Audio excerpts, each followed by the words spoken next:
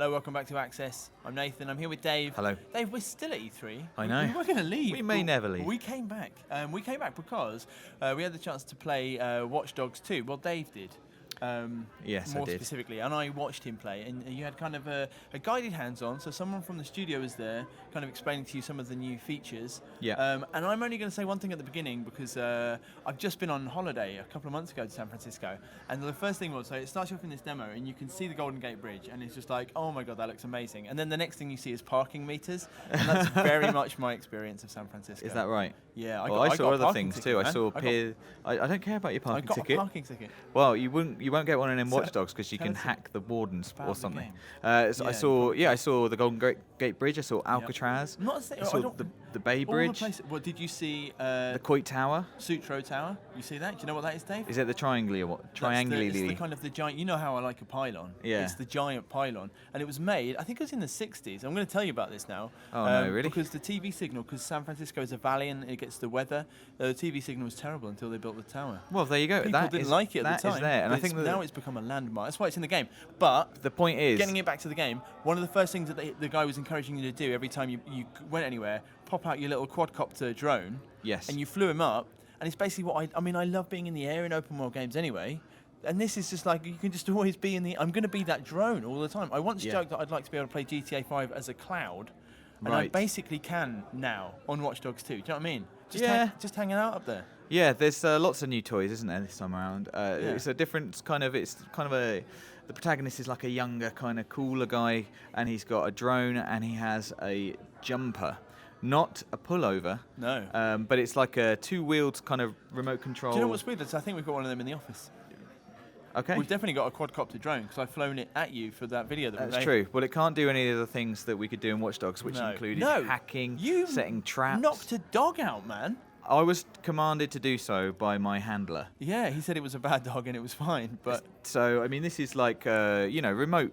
Seeing things remotely was always in Watch Dogs, hacking the cameras, the CCTV. Yeah. But with the drone and stuff, obviously you can see, when you can use it, you can see whole areas. And you have to be careful. The enemies will notice it and they will shoot it down. So he was telling you to go high. I think just pulling back a level, we should kind of... The top level stuff that I guess that I'm being silly about in San Francisco, but that they've made... they've just made it easier to do the things that were cool, right? So they've made driving a bit better. Yes. And I suddenly thought, my God, San Francisco is like, the scene of... It's like a location for Bullet. And driving around the hills and everything, like, amazing kind of chase sequence potential. Absolutely. And he was talking about how hacking is just, it looks...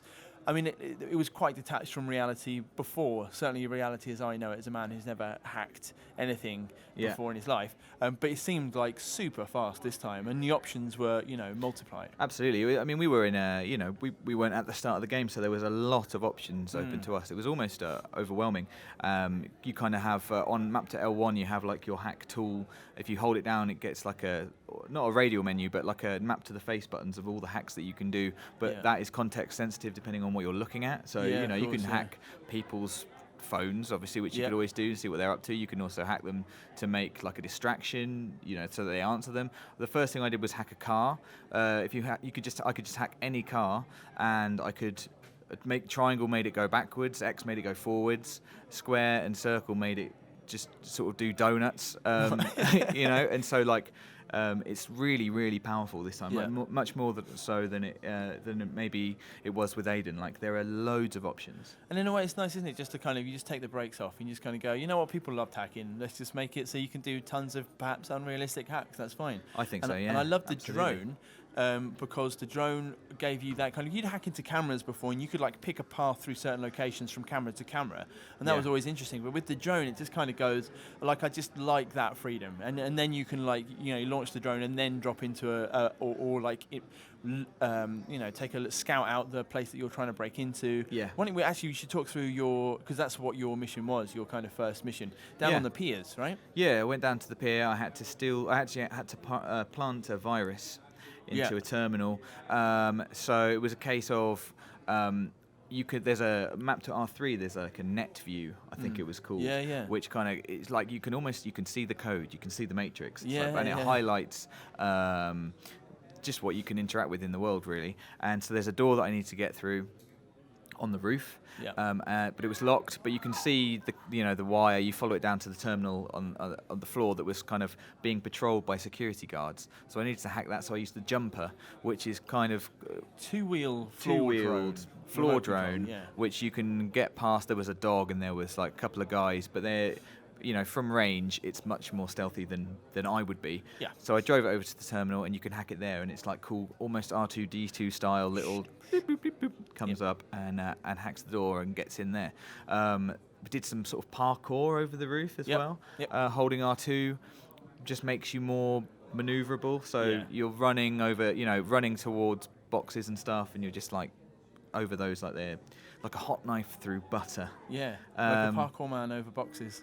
Exactly. And then after that mission, we were just down at the pier, and another player arrived just in the world. It was. And this was. Yeah. It was. It was another. It was someone. A human player. A human. Yeah, and it was because previous kind of online stuff with Watch Dogs had focused quite a lot on hacking each other and distrust. Yeah, and this was much more like because you're part of this organisation. It's part of DedSec. And he's coming along to. He just kind of press triangle to do a mission together. It was much kind of friendlier. It was like it was seamless, and it was kind of.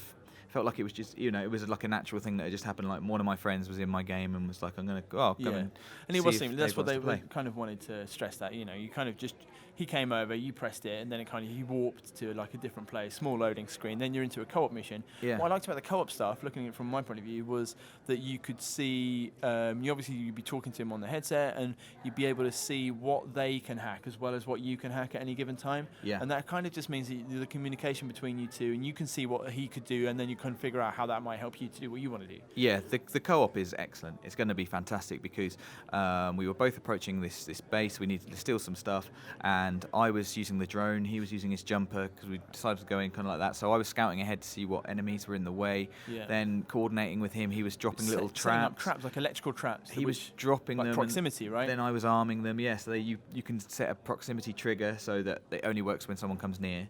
And then you were trying to pull people. Yeah, so we were attracting them over. So we were setting traps. It was really tactical, working together to get through the base to the end. Just one other thing I think before we kind of wrap up on this was one of the things that you did right at the end, because you were kind of infiltrating like a gang hideout. Yeah.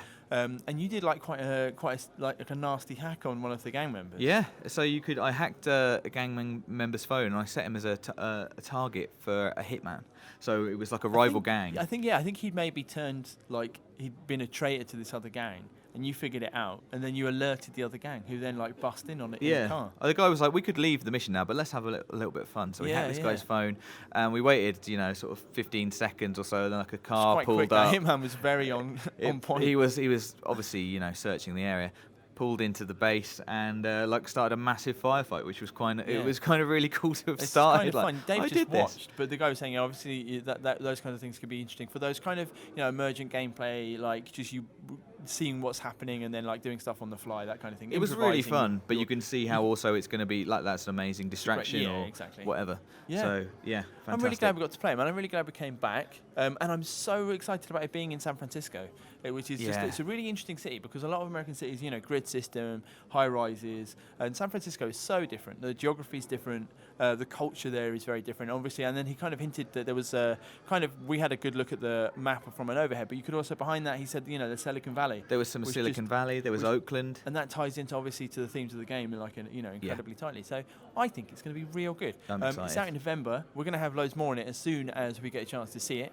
Thank you for watching today, Dave. Thank you very much. And guys, let us know what you think about Watch Dogs 2 in the comments. Like this video, please, and subscribe. We've got loads more coming up.